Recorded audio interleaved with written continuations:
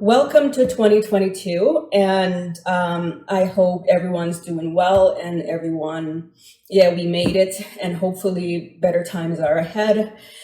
We're in the deep of January, and let's just hope there are better times ahead. If you know me, you know that I'm a major tennis fan. So I'm going to do a little bit of a rant about the Australian Open coming up. Well, not really the Australian Open, but if you're following tennis Twitter right now, you know there's a shit show with Novak Djokovic, the world number one tennis player, men's tennis player, or as he's been dubbed, Novak's Djokovic. But anyway, what am I ranting about that? I don't really, but that's going to be interesting to see because, there's a lot of conspiracy there. Novak has been problematic for the past few years now.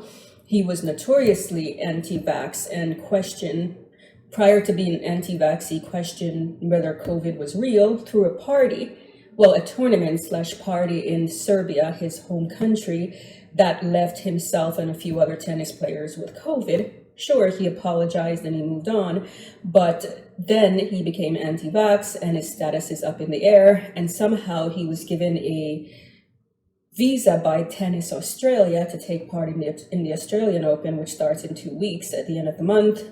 But the Australian government has said, no, you are not above the law and you still have to follow the rules. So currently speaking, he is in quarantine in a hotel in Australia, and there's a shit show. There's been an injunction on his deportation.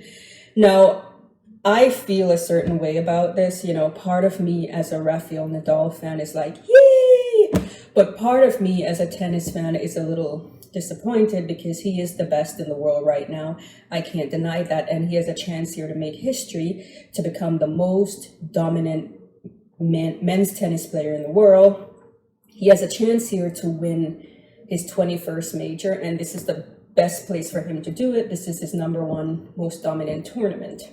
So as bizarre as that is, Novak had a chance here with history on the line, but due to his views on vaccine, and I'm not going to touch on vaccines, he's screwing that up. So right now, his father and his mother are claiming that he's being punished. He's now become a hero for the anti-vax crowd because he's probably one of the most high-profile people in the world. And yeah, his daddy is threatening to riot, which I wouldn't be surprised by, because if you know anything about Australia, Novak's early career, at least in Australia, then you know that his matches were often the site of riots. So I'm not sure what's going on here. I feel as if the Australian government maybe thought they could sneak him in under the radar, which is bizarre because how? He's been one of the most outspoken athletes when it comes to vaccines in the last couple of years. He, and it's been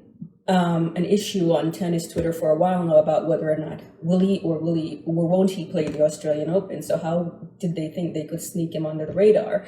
So this is a very messy situation with no winners. I don't know how it will pan out. I feel that Novak should just, his tennis is on the line, history's on the line, but not even that. If he doesn't play the Australian Open, he is in danger of losing his number one ranking, likely to Daniil Medvedev of Russia. So I'm sure that he wants to play the Australian Open. He just wants to do it on his own terms, which are against the policies of the Australian government. So that's something to keep an eye on, what's going on there with that situation, because now it's being picked up by major news media and he's become a hero of the anti-vax crowd. But Novak, oh God, get your shit together. Get your shit together, dude. You're a great champion, but I'm not sure about you as a person. And yeah, Novak's Djokovic. That's the nickname, Novak's Djokovic. Anyway, that's one thing that has been in my thoughts for the past few days right now. So what I started ranting about, which is Novak Djokovic in his bit of legal limbo in Australia right now. You don't have to be a tennis fan because this is now becoming part of a culture war with the anti-vax versus pro-vax. I see a lot of anti-vax stuff, and now he's a hero for the anti-vax crowd because, hey, he's fighting back against the system. But let me know what you think about that whole scenario. And yeah, and Happy New Year. Welcome to 2022. Hope for better days. Hope for better days. Subscribe if you haven't already done so.